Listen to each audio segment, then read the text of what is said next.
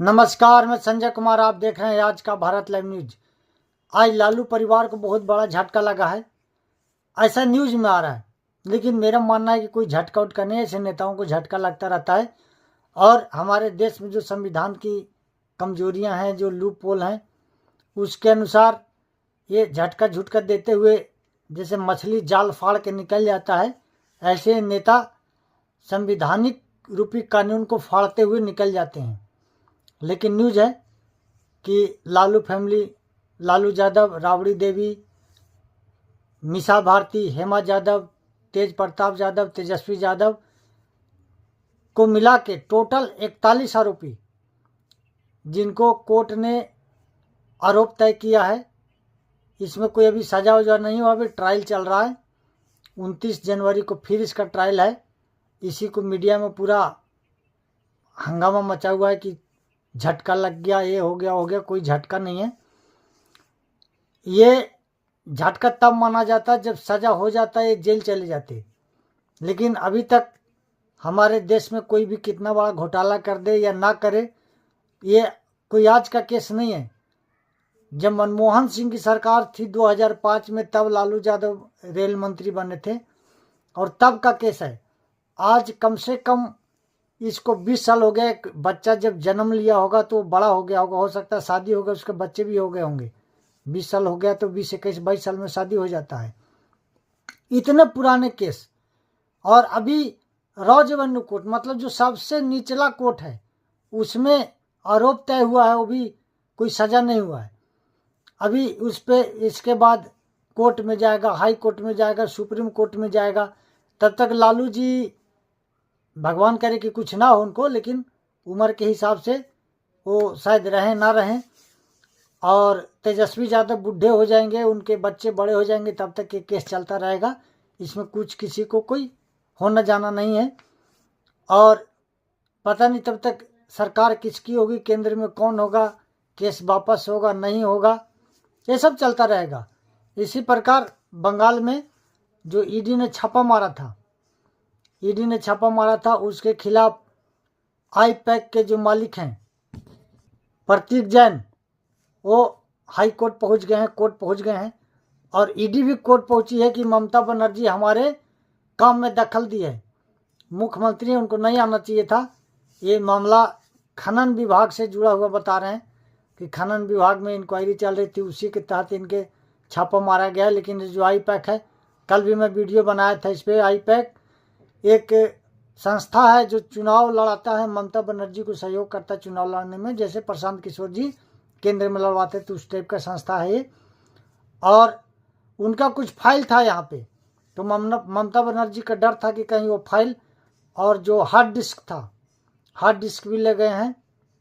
ममता बनर्जी खुद आई थी और ले गई, तो इस पे कोर्ट में गया है। इस पे भी बहुत हंगामा मचा हुआ है कि ये हो जाएगा, हो जाएगा। कुछ नहीं होगा, नेताओं को कुछ नहीं होता। जब अधिकारियों को नहीं हो रहा है, सरेआम घूस लेते हैं, पकड़े जाते हैं। इसके बाद आप कहीं न्यूज़ नहीं सुने होंगे कि किसको कितना सजा हुआ, क्या हुआ, कुछ नहीं सुना होगा, क्योंकि सब मैनेज हो जाता है। ये सिर्फ मीडिया ट्रायल है। मीडिया ट्रायल होने के बाद इनका न्यूज़ दब जाता है। नेताओं पे चलता रहता है क्योंकि हाईलाइटेड है। लेकिन जो उनके अफसर हैं या जो प्रतीक जैन है, उनका भी केस को कुछ नहीं होना। इलेक्शन बाद सब जैसे के तैसे हो जाएगा। सब खनन हो, कोयला खनन हो या बालू खनन हो या किसी भी प्रकार का कोई भी अपराधी, बड़े बड़े लोगों को कुछ नहीं होता। ऐसा देखने को मिलता है, इसीलिए बोल रहा हूँ। बाकी जैसे जैसे न्यूज़ आता रहेगा अपडेट करता रहूँगा। ये जो लालू फैमिली को सज़ा अभी नहीं हुआ है, लेकिन जो इस पर अपडेट आया है उसमें उनके प्रवक्ताओं का क्या कहना है वो सुनिए। आरजेडी के प्रवक्ता बोल रहे हैं कि ये कार्रवाई जो हो रहा है लालू फैमिली पे, वो बदला लेने के लिए हो रहा है या राजनीतिक दबाने के लिए हो रहा है। और जेडीयू के प्रवक्ता बोल रहे हैं कि इनका जो है संपत्ति जब्त होना चाहिए। सुनिए उनका। आरजेडी का मतलब है रॉबरी, जालसाजी और डकैती। और आज ये एक बार फिर से साबित हो चुका है जब कोर्ट ने आरोप तय कर दिए हैं लालू परिवार के खिलाफ। लालू परिवार सबसे भ्रष्ट परिवार है दुनिया का। उन्होंने ग्रुप डी की मतलब कि सबसे छोटे और गरीब लोगों की नौकरियों के एवज में ज़मीन हड़प ली। लैंड लो जॉब दो, इस प्रकार का model, land for job model अपनाया था। मतलब चारा घोटाला भी किया, लैंड घोटाला भी किया, और चार्जेस फ्रेम करते समय कोर्ट ने कहा कि पूरा परिवार एक क्रिमिनल सिंडिकेट की तरह काम कर रहा था। माननीय लालू प्रसाद जी का परिवार क्रिमिनल पॉलिटिकल सिंडिकेट चला रहा था। बिहार में समाजवादी आंदोलन पर कलंक का दाग लगा दिया। तो ऐसी स्थिति में तो स्वाभाविक है, न्यायपालिका ने जो भी सक्षम आदेश दिया है, हमारी उम्मीद है कि न्यायपालिका अब शीघ्रता शीघ्र सुनवाई करके निष्पादन की कार्रवाई करे और संपत्ति को जब्त करके वहां अनाथालय, वहां विधवाश्रम, वहां अत्यंत पिछड़ा छात्रावास यह बनाना चाहिए, जिससे समाज में एक मानक स्थापित हो कि राजनीति धंधा नहीं है, कि राजनीति में आप बिजनेस करिएगा और क्रिमिनल पॉलिटिकल सिंडिकेट चलाइए। आदरणीय लालू प्रसाद जी के परिवार से जो राजनीतिक लड़ाई विरोधी नहीं लड़ पा रहे, तो जांच एजेंसियों के माध्यम से परेशान करने का काम कर रहे हैं, ये सबको पता है। आज माननीय अदालत में आरोप तय हुए हैं, सारे चीज़ों का जवाब दिया जाएगा। माननीय न्यायालय पर पूरा भरोसा है, न्याय के मंदिर में न्याय मिलता है।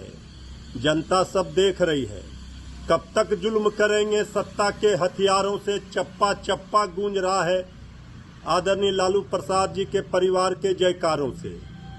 तो ईडी हो चाहे जो भी जांच एजेंसियां हो, सबके ऊपर माननीय सर्वोच्च न्यायालय ने भी सवाल खड़े किए। आगे का भी क्या होता है उसका खुलासा होगा, केस चलेगा। केस चलेगा सर आगे, ये रेवेन्यू कोर्ट ने कहा है कि लालू परिवार पर केस आगे चलेगा। 52 आरोपी दोषी उन लोगों को करार तय किए गए हैं। हाँ, उसमें ये आरोप तय किए गए हैं, उसके हिसाब से अब केस चलेगा और जल्द से जल्द इसकी जो भी मामला है उसका खुलासा हो, जनता के समक्ष सच्चाई आए, जिन्होंने भी भ्रष्टाचार किया है दोषियों को सजा मिले। आप लोग मांग क्या कर, कड़ी से कड़ी सजा हो? नहीं, जो भी कानूनन जो भी प्रावधान है उसके हिसाब से केस चलेगा और कानूनी प्रावधानों के हिसाब से जो भी प्रावधान है उसके हिसाब से सजा हो। अगर आपको चैनल अच्छा लगे तो लाइक कीजिए, शेयर कीजिए, सब्सक्राइब कीजिए। नमस्कार, धन्यवाद।